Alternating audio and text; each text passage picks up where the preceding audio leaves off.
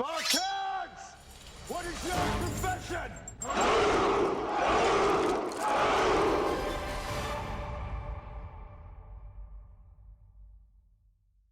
Sejam todos muito bem-vindos a mais um vídeo do Vamos Falar de História. Alberto Santos Dumont, meu conterrâneo de Minas Gerais. Brasileiro tem um péssimo hábito de desmerecer a sua própria história e seus próprios heróis. Brasileiro adora engrandecer os feitos dos gringos e diminuir os seus próprios feitos. Existe uma discussão que para mim é completamente desnecessária em respeito a quem de fato inventou o avião. E é sobre isso que nós iremos falar no vídeo de hoje.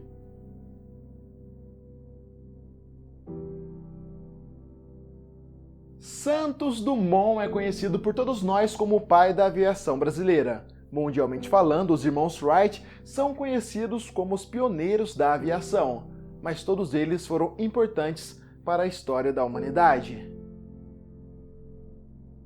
Na virada do século XX, os inventores tentavam superar dois grandes desafios, como controlar os balões e o voo com aparelhos mais pesados que o ar.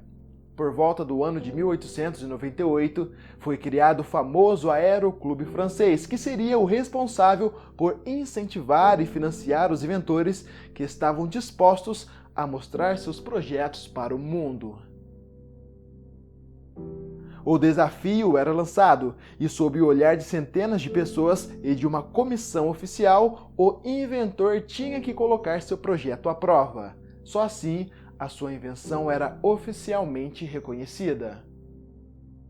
Grande parte dos inventores, naquele momento, antes mesmo de pensarem em começar a desenvolver os primeiros aeroplanos, estavam buscando uma forma de aperfeiçoar os balões. Os inventores queriam encontrar uma forma de tornar os balões dirigíveis. Essa era uma área que Santos Dumont dominava muito bem.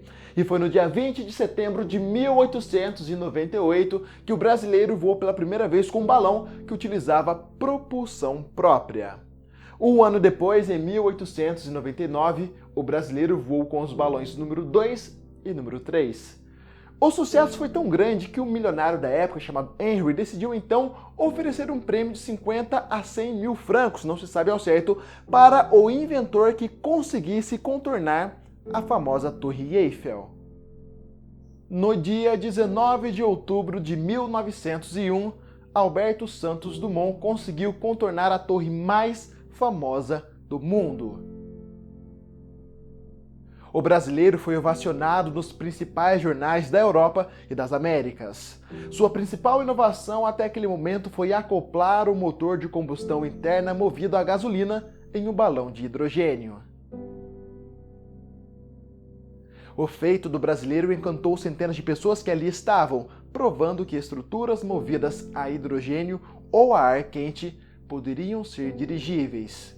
Ninguém mais dominava a tecnologia dos balões como Santos Dumont. Um novo desafio foi lançado 3 anos depois, em 1904. O inventor que conseguisse voar com uma máquina mais pesada que o ar e que não fosse um balão, iria receber um prêmio de aproximadamente 50 mil francos. Esses desafios geralmente eram patrocinados por milionários da época, e como todo desafio, tinha suas regras, seus critérios. E a principal regra desse desafio era que essa máquina não poderia voar com ajuda externa. Essa máquina deveria voar unicamente de forma autônoma. O brasileiro Santos Dumont, então, começou a desenvolver seu projeto. Santos Dumont, então, desenvolveu o projeto número 11, que consistia em um monoplano que não tinha espaço nem para o piloto.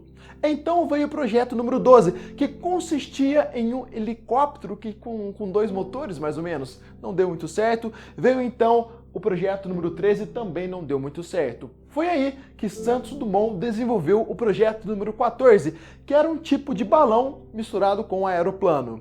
Só que esse balão, com 2 asas, tirava o equilíbrio da máquina. E foi aí que Santos Dumont decidiu aperfeiçoar o seu projeto número 14.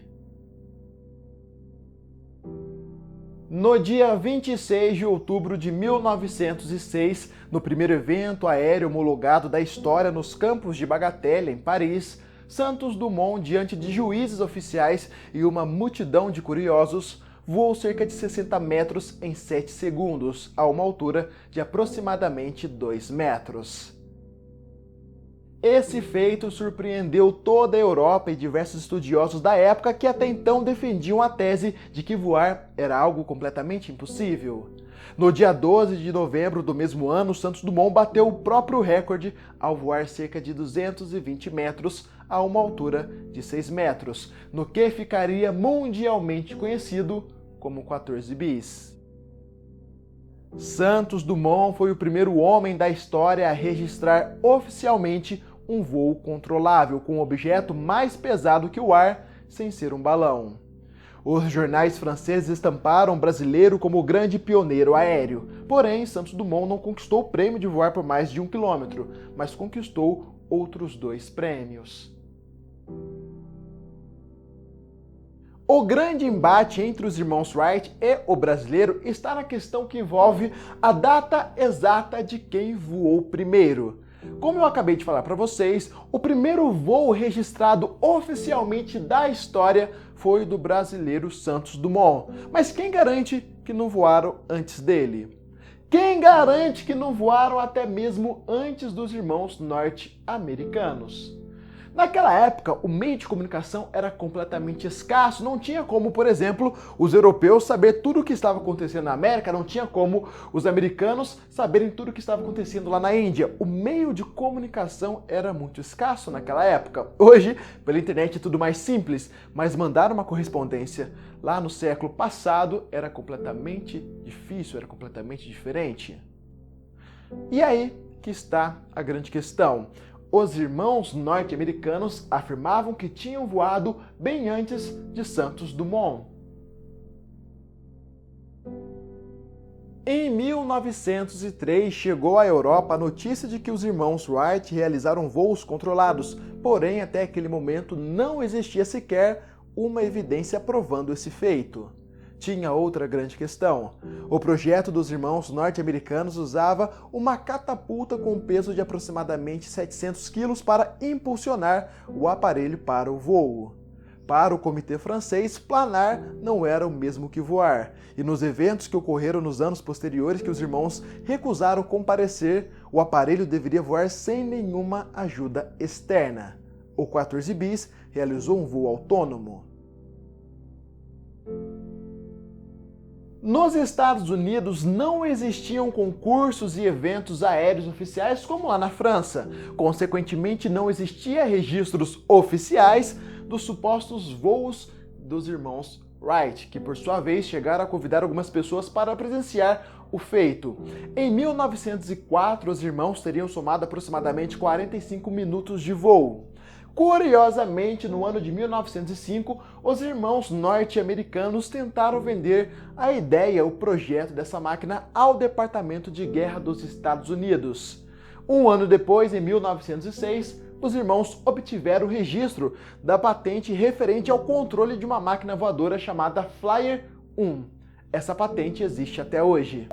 Até aquele momento existia diversas especulações em relação aos irmãos norte-americanos, enquanto o brasileiro tinha registrado oficialmente o primeiro voo. Somente no ano de 1908 que os irmãos norte-americanos decidiram então levar o projeto Flyer para a Europa e apresentaram pela primeira vez as fotos dos voos do ano de 1903. Mas como em qualquer área, nos anos posteriores, diversos outros inventores superaram tanto os feitos de Santos Dumont quanto dos irmãos Wright. Isso é normal em qualquer área que busca o desenvolvimento, que busca o avanço. Essa discussão para saber quem voou primeiro, quem foi o pioneiro da aviação, é completamente desnecessária, tendo em vista que tanto os irmãos Wright quanto o brasileiro Santos Dumont foram completamente inspiradores e essenciais para a história da aviação mundial.